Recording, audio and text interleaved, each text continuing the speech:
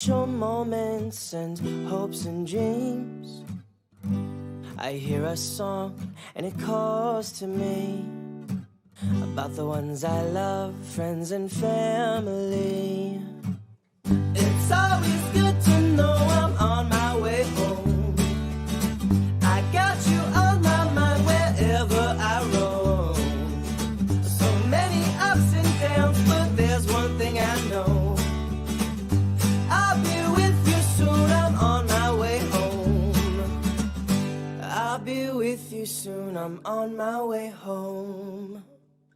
I'll be with you soon, I'm on my way home. Welcome to this Axxess LinkedIn Live conversation. We're so glad you're here. We are using live conversations like this to bring you meaningful discussions on a wide variety of topics. We hope you learn something from the experts you meet along the way, and we encourage you to be interactive. You can drop comments or questions into our chat box. My name is Tammy Ross, and I'm the Senior Vice President of Professional Services here at Axxess. I'm also a former nurse, administrator, and executive leader. It's one reason I'm so excited for today's topic, because it's something I dealt with throughout my years of running home health organization. Today, we're going to discuss how to keep your caregivers engaged and happy, increasing those retention rates, and ultimately improving those client outcomes. And by doing that, growing your business. We're calling it mission retention. And like Tom Cruise and all of his Mission Impossible movies, if you follow this advice, it won't be impossible, and you will succeed with this mission. Let me introduce you to our expert. She's also a registered nurse with years of home health experience, including specialty programs. She's a colleague and a friend of mine and product manager for Axxess. Welcome, Lisa. Hi, Tammy. Good to see you. You as well. It's been a long time, right? It has. It has.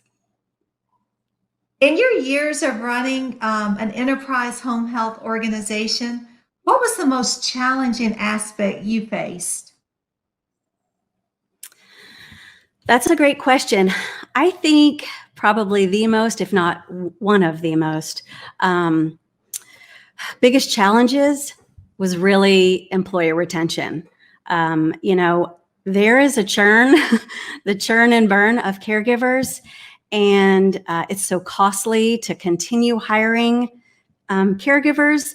And I think if organizations get that figured out and retain caregivers and employees, that knocks out a huge challenge for them.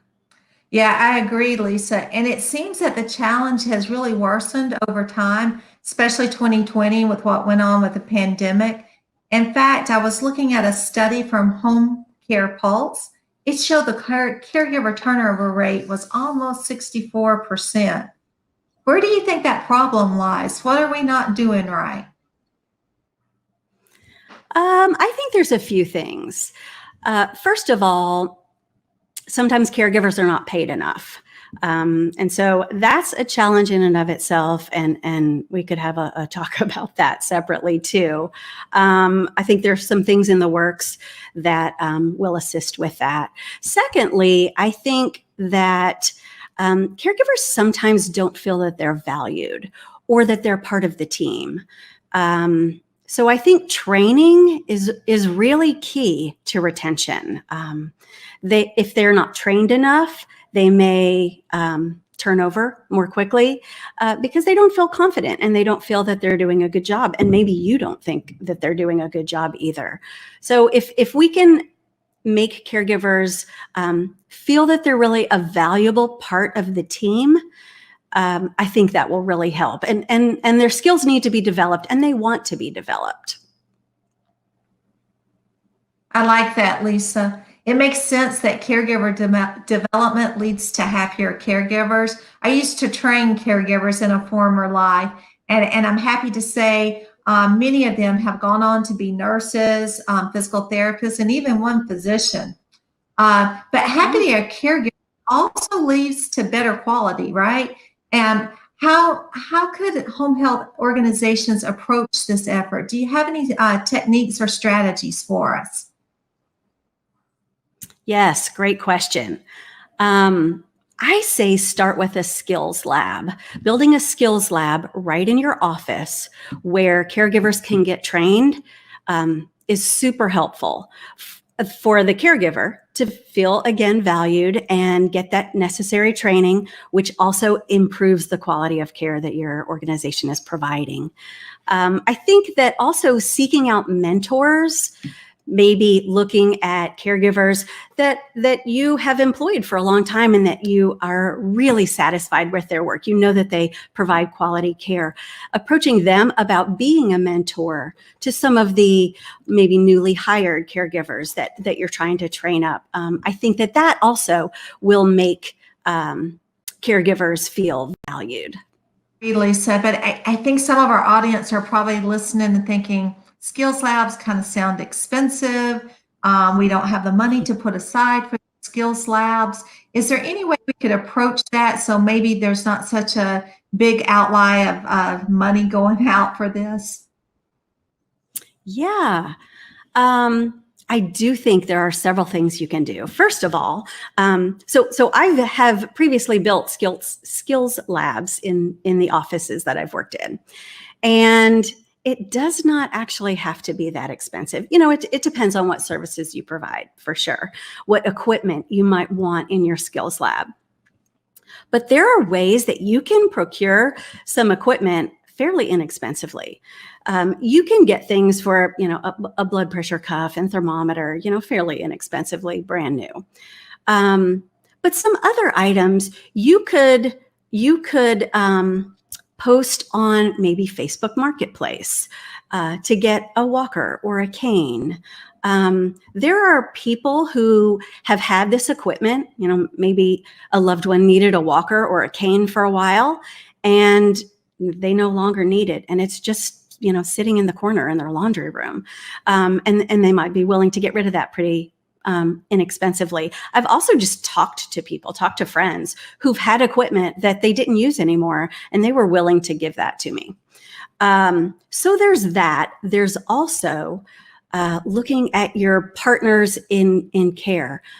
I'm talking specifically about DME companies. I have had great success, and it's been so encouraging that when I approached some DME companies that we kind of partnered with that would supply DME equipment to some of our clients, they were more than willing to sell me at a pretty low cost some equipment, especially equipment that was maybe a little bit older. There's a newer model of a cough assist machine maybe. And so they really don't use this old one. They try to not ever give that to clients, but it's just taking up space on their shelves. And so they were willing to sell me that really inexpensively. I've also had DME companies just let me borrow equipment for a time period or even an unlimited time period. And, as long as they knew that I still had it in the skills lab, that they were happy to help with that. So check with your partners. That's excellent, Lisa. And I love that idea of bringing our partners in. And I've even experienced the fact that sometimes the partners will actually help you do the training on that equipment. How often should the training happen, Lisa? Are we looking at, on hire, testing annually? What do you recommend for that skills lab? Yeah. So the way I have done it, and I think that that's been really successful, is upon hire, training and kind of testing caregivers. And then I would also do that annually. I think it's really important to continue doing that annually. Things change. Also, if a caregiver maybe hasn't used a specific skill for a little while, if you don't use it, you lose it. So I think that it's important to just kind of check on that skill, maybe do some more training, but kind of do a check off, a skills check off annually to make sure that caregivers are competent with the skills and equipment that they are utilizing in a home.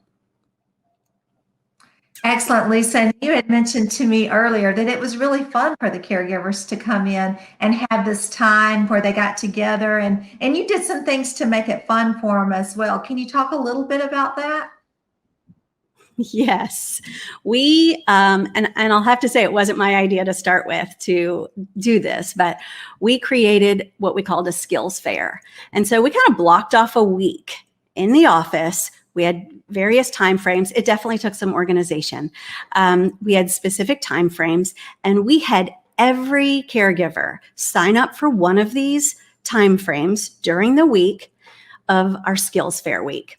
And they came in, and we kind of went over some documentation maybe, or some different things, some incidents we had seen in the past, or something from our QAPI program that we needed maybe some improvement on. So we had a little bit of training on that. And then everyone broke up into groups and went around to different stations. And there was stations with different equipment, and they would get checked off. They'd do their annual check off. And we made it fun because we had goodies. We had little goodie bags with snacks. We had bought a popcorn machine, which was actually pretty inexpensive. And like the movie theater has, and we would make popcorn, and everybody loved getting a bag of hot popcorn while they were there. We would have little cookies or something like that, little snacks. We had some vendors come in a couple of times. We had one that sold bags, like purses and bags and duffel bags. And they set up a table, and they were there all week. And our caregivers could look at that and purchase something if they want, but also the vendor did a raffle. So all of our caregivers got to sign up for the raffle, and somebody won a new nurse bag at the end of the week. Different things like that. This is also where our DME partners really helped out. Our DME partners would allow us to borrow equipment for the week that we didn't have in our skills lab and was maybe a little bit more expensive. They would bring it and leave it for the week and allow us to use that so we could check off caregivers with that skill. And even sometimes the DME companies, let's say it's a respiratory equipment, they would send a staff member, a respiratory therapist, to help do some trainings. If caregivers had questions, that they could answer. So DME companies are really great for that. But yeah, we would kind of make a fun time of it. We would do raffles. We would give away scrubs to somebody, everybody that came to the skills fair. We would draw names, and they would get some personalized scrubs. So there's definitely ways to make it a little bit more fun for everyone to come in. And then also, everyone, again, feels like they're part of the team. Everyone's there together. We've engaged all the caregivers and, in groups, so they see each other too. They also got to go around to stations besides the equipment and check off stations. They would meet with the schedulers to see, hey, we've got these unfilled, unassigned shifts. Do you have availability for any of those? And we would get extra shifts filled. We had the HR checkoff spot, not really checkoff, but a spot where the caregivers could all meet with HR. That way they could turn in any documents they needed or sign anything that was coming up for their annual, items that needed to be taken care of. So we really kind of created that team feel while they were there in the office. And it was kind of fun to do it. It sounds fun, Lisa. In fact, I'm not sure if you know this or not, but I worked my way through college as a caregiver. And so I would have loved to have worked for you. That would have been fun. And I think some of the administrators and operators that's on this call may be thinking, wow, that really sounds good, but is there really a return on your investment as far as retention and recruitment? Can you speak to that? Yeah, definitely. Actually, that's a great question, Tammy. I absolutely think that there is a return on investment. Although I will say, I think the ROI is a little slower. It's not immediate. You're definitely going to spend a little bit of money, time and money, doing things like creating a skills lab and training your caregivers and having them come in for a skills fair. Because you'll pay them for time, the hour or two that they spent in the office. But I do think that you're going to get a return on investment in a few ways. One is that caregivers are going to have better quality care because they're well trained. So you're going to have your surveys with clients. They're going to be happier. They're going to be more satisfied with the care. Of course, that makes clients stay with your organization. We know that sometimes clients just, if they're unhappy with their caregivers, they're going to go to a different organization that can provide the services. You're going to keep your caregivers happy too, because they're going to feel like they're valued. You're investing in them. You're investing this time and money into them and training them well. And that makes them happy. They're willing to stay with the organization because they do feel valued and they want to grow with the organization. And then I think you're also going to see some ROI because your care quality improves. You may get less incidents, complaints, and even lawsuits sometimes. So I definitely think that there's a return on investment with that. I like that, Lisa, and I agree with you 100%. And in fact, one reason I was happy to be paired with you to discuss this is that we're doing something very similar here at Axxess. It's our Axxess certification program. I know you're a part of that and help develop that, but all of our Axxess employees are actually getting certified in our solutions and also in industry training. And we're doing that through an online module. And of course, I'm looking for ways to keep that fun and exciting as well. So as we close out, Lisa, I wanted to give last thoughts to you. Any final thing, if you were sitting in that administrator or that owner seat again, what's the biggest thing you would recommend for retention? What's the last words that you would leave with these administrators? Yeah, I would say, again, I think I've said it a few times, really valuing your caregivers, showing them that you do have you think that they are valuable to your organization and that you think that they are part of a team. I mean, let's face it, a caregiver out in the home does a great job, but that's not the only part of the team. There's a whole team in the office too, right? With oversight, with scheduling, with training, with billing. So there's a big team. A lot of times I think caregivers feel like they're on an island out in the home and that they don't feel they are part of the team. And if they do feel like they're part of the team, they feel like we don't feel like they're part of the team, we in the office.